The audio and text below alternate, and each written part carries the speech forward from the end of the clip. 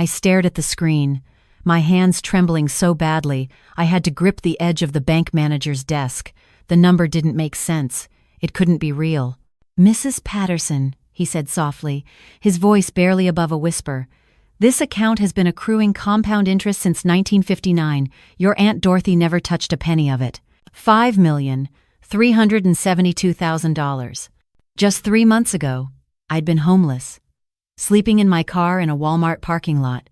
At 68 years old, after teaching elementary school for 40 years, after raising my daughter alone, after doing everything right, I had nothing. Less than nothing. I had court-ordered debt I couldn't pay. But I'm getting ahead of myself. Let me start where it really began. My daughter Jessica was my whole world.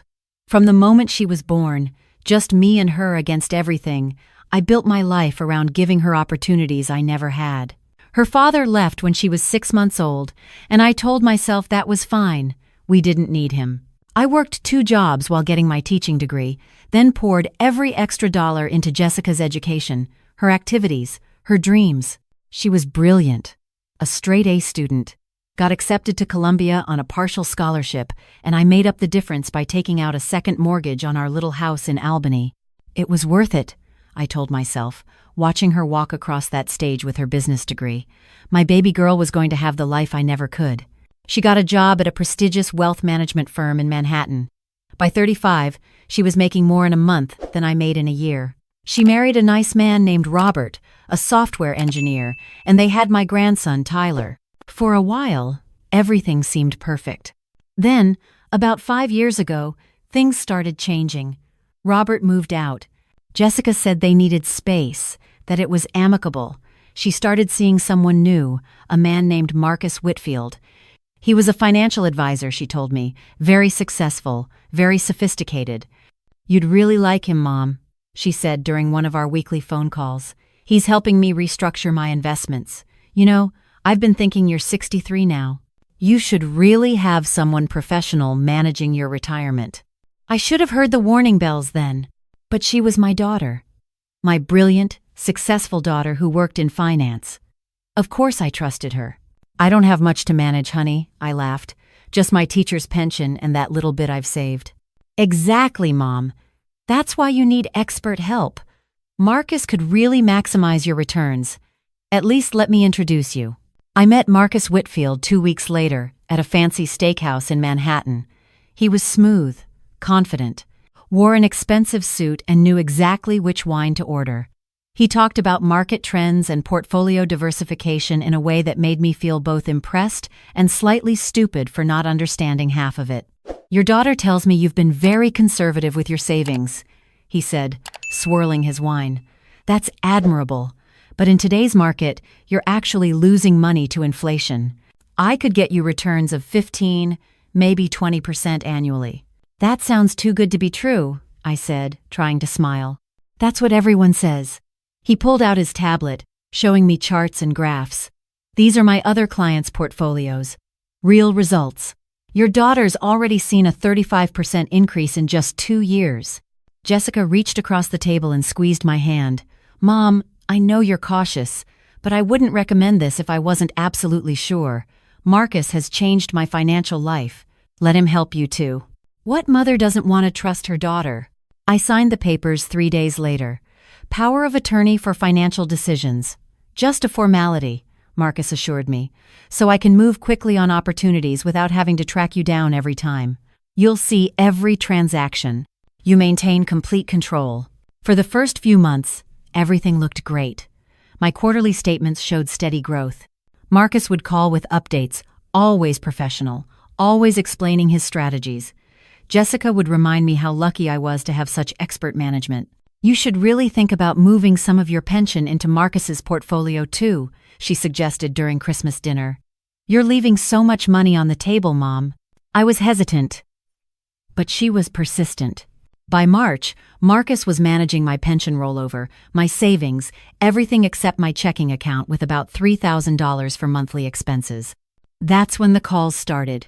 "Mrs. Patterson, this is First National Bank. Your mortgage payment is 60 days overdue." I nearly dropped the phone. "That's impossible. My mortgage is on automatic payment from my pension account." Ma'am, the automatic payment was canceled in January. The account shows insufficient funds. My hands went cold. I called Marcus immediately.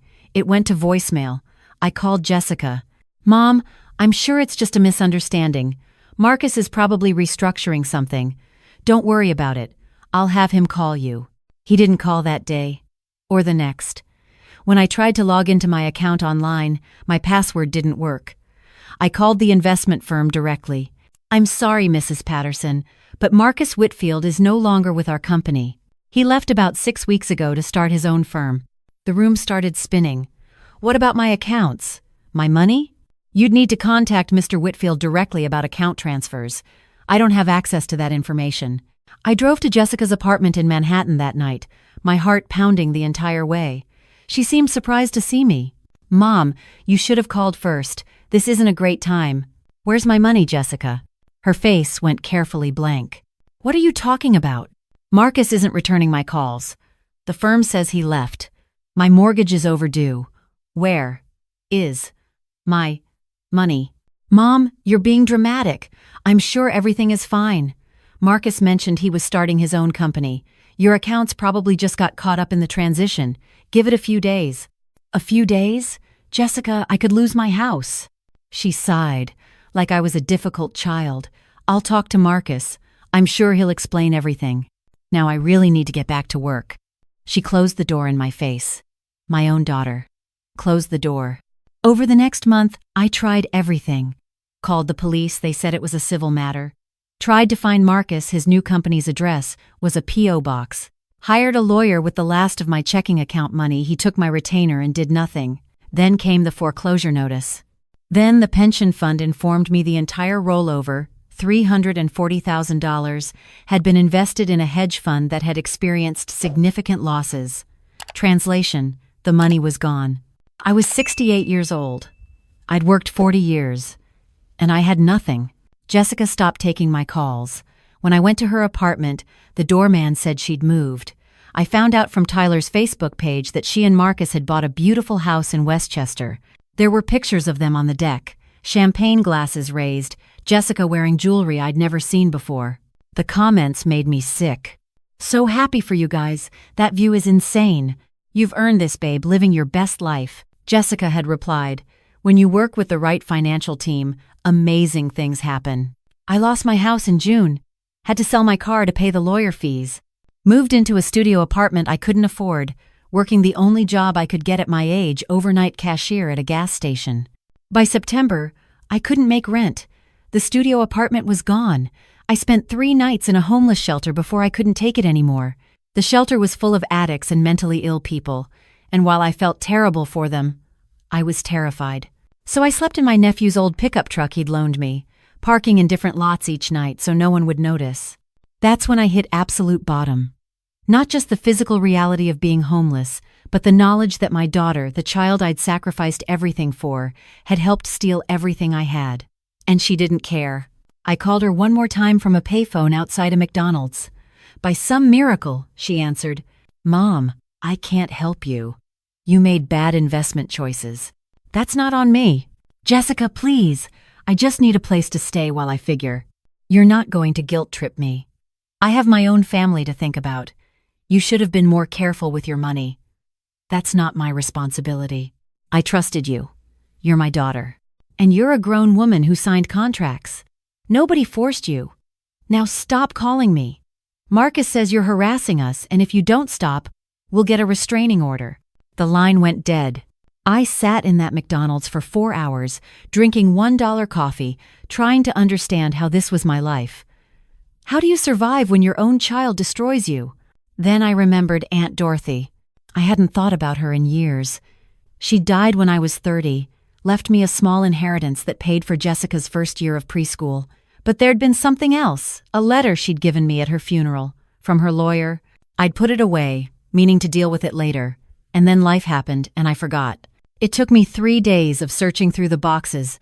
I'd put in a storage unit, the last thing I was paying for with maxed-out credit cards, to find it. The envelope was yellow with age, the lawyer's return address for a firm in Rochester. The letter inside was simple. Dear Margaret, if you're reading this, I'm gone, and I hope you've had a beautiful life. I've left you my house and my savings in a trust that you can access immediately. But there's something else. When I was 20 years old, my mother gave me $50, all the money she had, and told me to save it for a rainy day. I put it in an account and never touched it. I want you to have it. I've instructed the bank that if you ever need it, it's yours. The account information is attached. Love always, Aunt Dorothy. Attached was a small card. First National Bank of Rochester. Account number. A balance of $52 listed in her handwriting, dated 1959. I almost threw it away. $52 wasn't going to help me, but something made me drive to Rochester the next day. Maybe it was desperation. Maybe I just wanted to see if anything from my past still existed. The bank had been renovated several times, but it was still there. I walked to the customer service desk with the old card, feeling foolish. I know this is strange, I told the representative, a young woman named Amanda. But my aunt left me this account. I'm not even sure if... She typed in the account number, and her expression changed, went from polite interest to wide-eyed shock. Mrs. Patterson, please wait here. I need to get the manager. 5 minutes later, I was in a private office, and that's when I saw the number on the screen.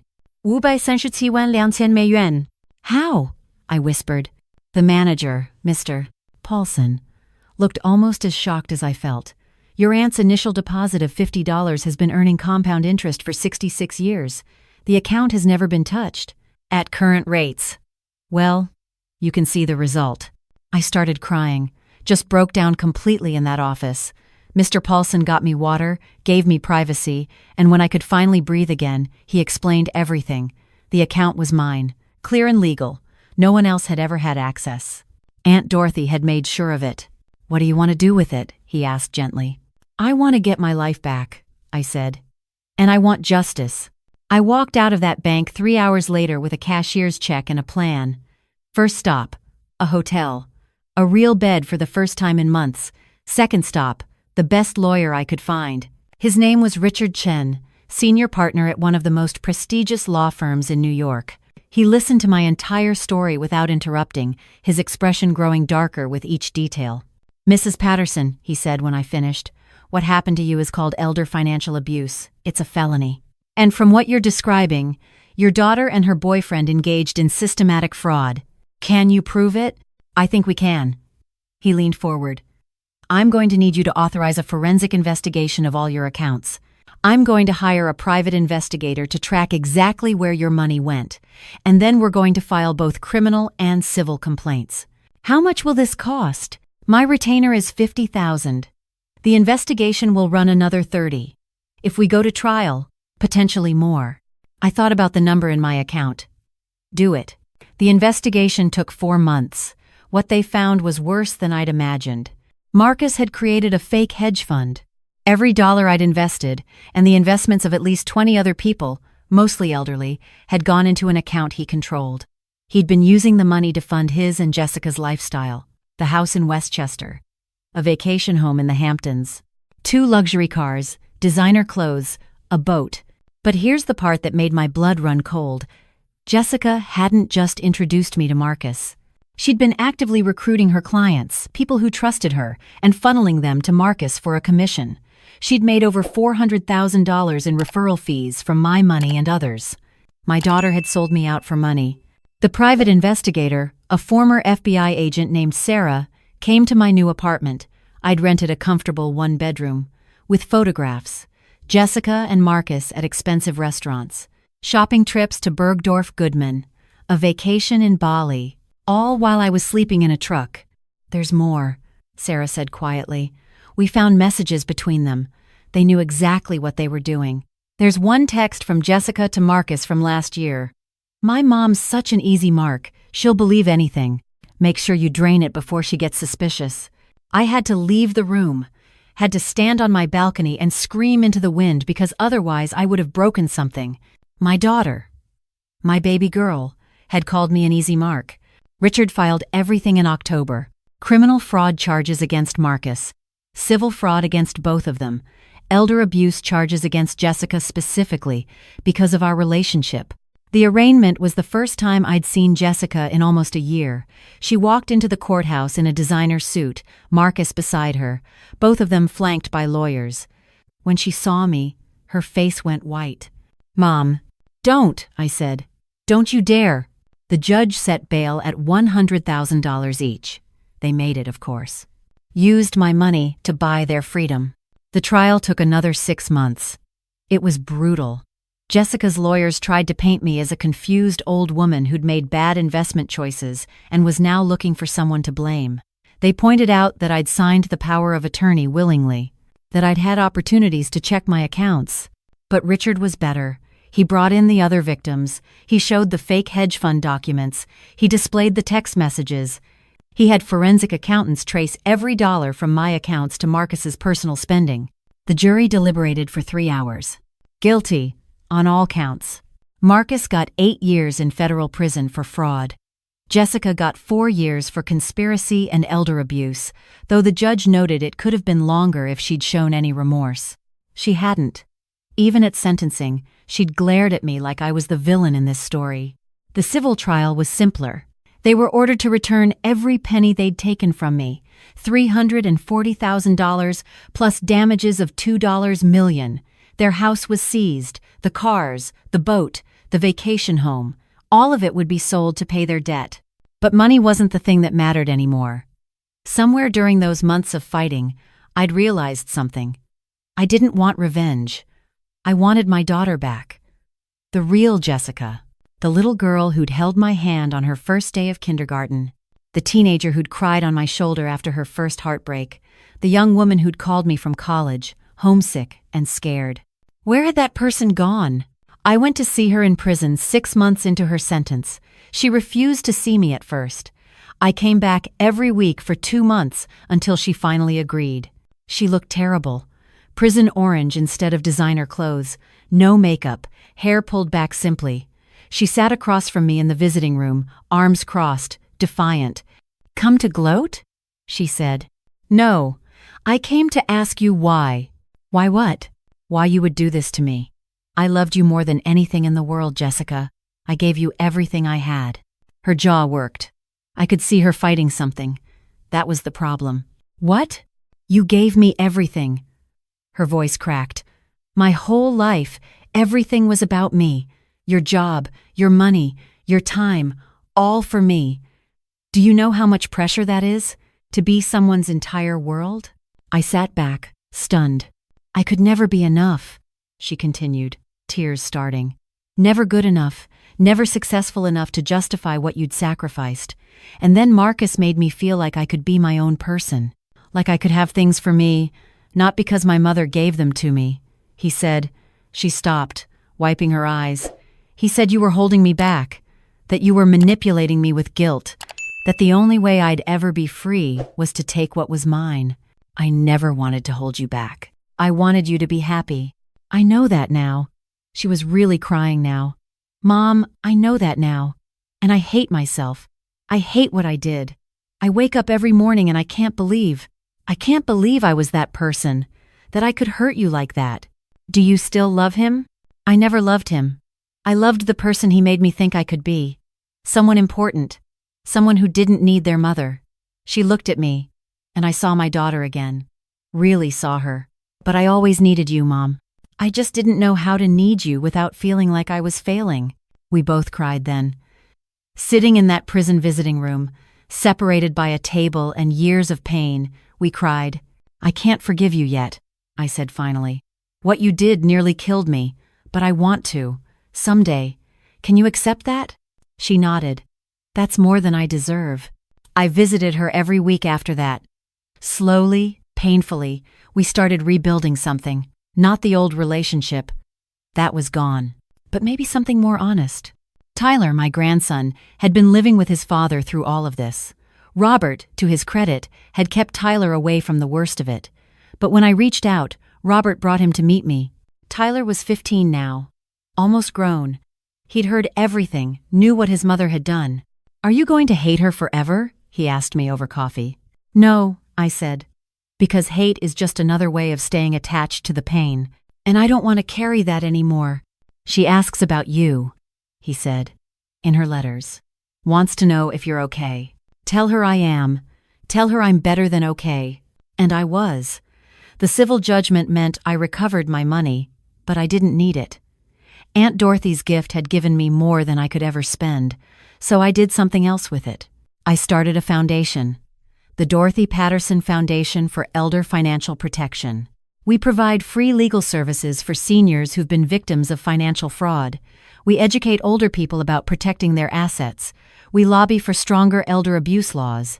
In the first year, we helped recover over $3 million for victims, helped send 5 financial predators to prison, saved countless others from the same fate I'd suffered. Aunt Dorothy's $50 from 1,959 wasn't just my salvation. It became salvation for others. Jessica was released after 3 years for good behavior. I was there when she walked out of prison, Robert and Tyler too. She looked scared, uncertain. "What now?" she asked me. "Now you rebuild," I said. "You get a job. You go to therapy. You make amends to the people you hurt. And you prove, every day, that you're not that person anymore. Will you help me?" I thought about it, really thought. Yes, but not by giving you money or making things easy, by being your mother, the honest one who tells you when you're wrong, the one who expects better. Can you accept that? She hugged me, sobbing. "Yes, God, yes. I'm so sorry, Mom. I'm so sorry." "I know, baby. I know." It's been 2 years since then. Jessica works as a bookkeeper now. Nothing glamorous. She lives in a modest apartment, shares custody of Tyler, goes to therapy twice a week. We have dinner every Sunday. It's awkward sometimes. The hurt doesn't just vanish. But we're trying. She volunteers at the foundation now too. Talks to other victims. Shares her story from the other side. "I was the person who did this to someone I loved," she tells them. "And I want you to know that people like me exist. We look normal. We're your children, your caregivers, your financial advisors. We use your trust as a weapon. So please, protect yourselves. Verify everything. Keep control of your own accounts. Don't be like my mother was, too trusting. It kills her to say those things. But she says them anyway. That's how I know she's changing." Last week, I found something in my storage unit while looking for old photos. A Mother's Day card Jessica made in 2nd grade. Construction paper, glitter, stick figures of us holding hands. "Best mom in the world," it said in crayon. I brought it to Sunday dinner. "Do you remember making this?" I asked, showing her. She touched it gently, tears in her eyes. "I meant it, you know. You were the best mom. You are. I'm the one who failed." "We both failed each other," I said. "You failed by betraying me. I failed by making you think my sacrifices were a debt you owed. We can't change that, but we can do better going forward." "How do you forgive me?" she whispered. "Really forgive me? Because holding on to hate would mean they won. Marcus, the circumstances, the pain. If I can't forgive you, then I'm still living in that parking lot, sleeping in a truck, broken by what you did. And I refuse to give that time of my life any more power." She cried. I cried. We held hands across the table, just like in that 2nd grade drawing. I'm 73 now. The foundation is thriving. I speak at conferences about elder abuse. I've helped draft legislation in 3 states. I live comfortably in a nice apartment with a view of the Hudson. And every Sunday, my daughter comes to dinner. My grandson is in college now on scholarships, and he pays his own way because Jessica wants him to know the value of earning things. Sometimes Robert joins us too. We're not a normal family. We're broken and pieced back together, with the cracks still visible. But we're together, and we're honest. And maybe that's worth more than the perfect family I thought we were before. Aunt Dorothy's letter sits framed in my office at the foundation. The part I come back to most isn't about the money. It's the last line I'd forgotten. The rainy day isn't always the one you expect. Sometimes the storm is the one that teaches you what you're really made of. And sweetheart, you're made of strength you haven't even discovered yet. She was right. I discovered I could survive losing everything. I discovered I could face my daughter in court and still want her back. I discovered I could take the worst thing that ever happened to me and turn it into something that helps others. And I discovered that forgiveness isn't weakness. It's the hardest, bravest thing you can do. That's worth more than $5 million. Though I'm certainly not complaining about the money. I'm Margaret Patterson. I'm 73 years old. My daughter stole my life savings and nearly destroyed me, and I survived, not by becoming bitter, not by seeking revenge beyond justice, but by remembering that even in the darkest moment, even when your own child betrays you, you get to choose what comes next. I chose to rebuild. I chose to help others. And eventually, painfully, I chose to love my daughter again. That's my story. And if you're out there, facing something similar, know this. You're stronger than you think. The storm doesn't last forever. And sometimes, when you least expect it, you find out you had an anchor all along. You just had to weather the storm to discover it.